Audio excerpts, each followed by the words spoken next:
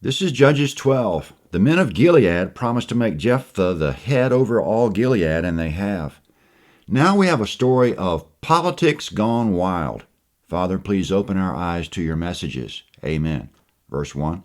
The men of Ephraim were gathered together and passed northward, and they said to Jephthah, "Why did you pass over to fight against the children of Ammon and didn't call us to go with you?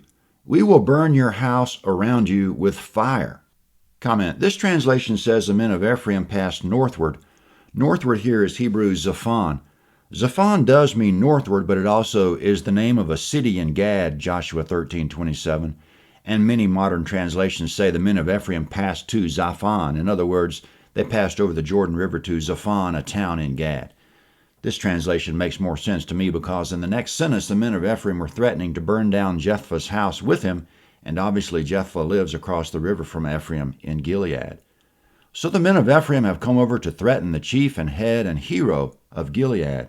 Why? Because they say Jephthah didn't call them to fight the Ammonites. This is certainly no reason to threaten violence on anyone, much less a leader placed by God. Judges 2:18 says, quote, "When Yahweh raised up judges for them, then Yahweh was with the judge," end quote. So we must assume that the Ephraimites should have respected Jephthah and left him alone. And we must assume that this strange point of contention, this strange issue that they raise, that they weren't called to battle, is politics and factions and divisions gone wild. It happens. Jealousy is a crazy thing. Now coming up, Jephthah tries to talk some sense into them, and he does make perfect sense. Verse 2. Jephthah said to them, "I and my people were at great strife with the children of Ammon, and when I called you, you didn't save me out of their hand." Comment. He says, your information is wrong. I did call and you didn't come. It's possible that the call to battle didn't get disseminated throughout Ephraim very well, but the point is that Jephthah did call. Even if he didn't call, so what?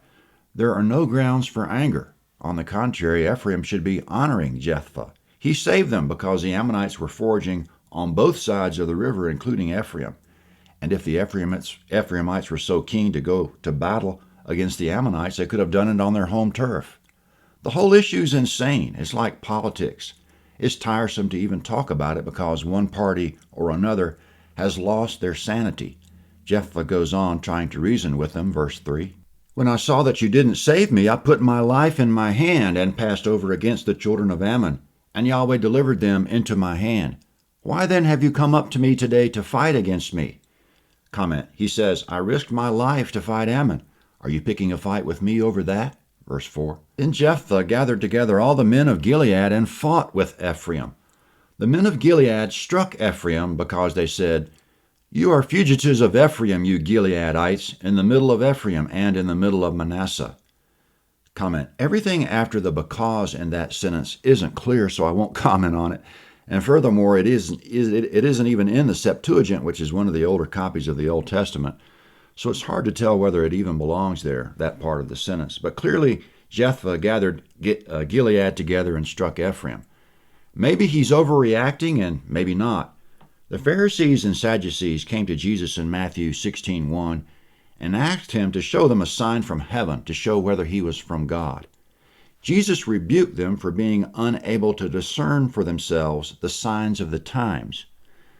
You and I must be able to discern the signs of the times, so we know what's from God and what isn't, and which side of the issues to take, if any. Politics is applied spirituality. We must be able to discern what's going on spiritually behind the scenes because there's always a spiritual battle going on. Politics isn't something that's divorced from Christianity. It's something that should be very much a part of our Christianity, at least in terms of being able to discern the times and instances when someone is clearly right or wrong. Coming up, here's what Jephthah did with his Gileadite military. Verse 5. The Gileadites took the fords of the Jordan against the Ephraimites. When the fugitives of Ephraim said, "Let me go over," the men of Gilead said to him, "Are you an Ephraimite?" If he said no, then they said to him, "Now say Shibboleth." And he said Sibboleth, for he couldn't manage to pronounce it right. And they seized him and killed him at the fords of the Jordan. At that time 42,000 of Ephraim fell. Comment. Jephthah and his Gileadites seized the fords of Ephraim, which means the shallow crossing spot, and they killed every Ephraimite at the crossing. Presumably, these were the Ephraimites who had been in Gilead threatening him, who are now trying to cross the Jordan to get back home. So one moral of the story is that we should learn how to swim so we can cross the river anywhere. But the real moral is that we shouldn't cross the river in the first place to make useless trouble. Verse 7. Jephthah judged Israel 6 years. Then Jephthah the Gileadite died and was buried in the cities of Gilead. Comment: it was a crazy life in crazy times, not unlike our own. Now coming in rapid succession, God blessed Israel with 3 more judges: Ibzan for 7 years, Elon for 10 years, and Abdon for 8 years. Verse 8. After him, Ibzan of Bethlehem judged Israel. He had 30 sons, and 30 daughters he sent outside his clan, and 30 daughters he brought in from outside his clan for his sons. He judged Israel 7 years.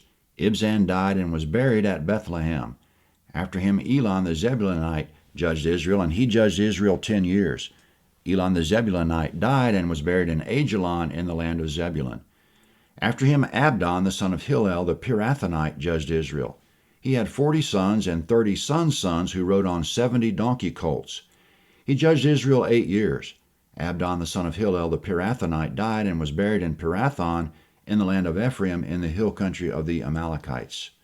Comment: we can assume that was 25 years of peace because Judges 2:18 says that every time Yahweh raised up a judge, he saved Israel from their enemies all the days of that judge. Judges 13 is next. You can find it easily at landofhavilah.net, Judges 13. This is the map of Judges 12. Ephraim is here. Their men crossed the Jordan to Zaphon to pick a fight with Jephthah at his home in Mizpah. Both locations are unknown, but somewhere in Gilead. The fords of Ephraim, as they were known, would have obviously been on the Jordan River, convenient to Ephraim, somewhere in here, where Jephthah's army killed 42,000 Ephraimites as they tried to cross. The Ephraimites couldn't pronounce Shibboleth, which indicates that after 300 years of geographical separation, the language of Israel is starting to evolve in different directions, like the language of modern America and Britain. No doubt the writings of Moses are starting to sound a little antiquated to all of Israel, like the King James Bible sounds to us after 400 years. As for the judges to follow, Ibzan was from Bethlehem, which could be the Bethlehem in Zebulun, but more probably the Bethlehem in Judah. Elon was from Zebulun, and Abdon was from Ephraim. So after Ephraim's folly in the days of Jephthah, there's still some good in Ephraim. Judges 13 is next.